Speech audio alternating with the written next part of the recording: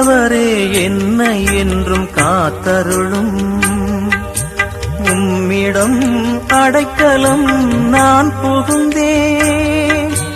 என் இதயம் அகமகிழும் களிக்கூறும் என்றென்றும் கவலையின்றி இளைப்பாரும்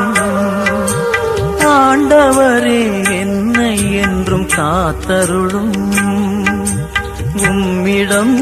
அடைக்கலம் நான் புகுந்தேன் என் இதயம் அகமகிழும் களிக்கூறும்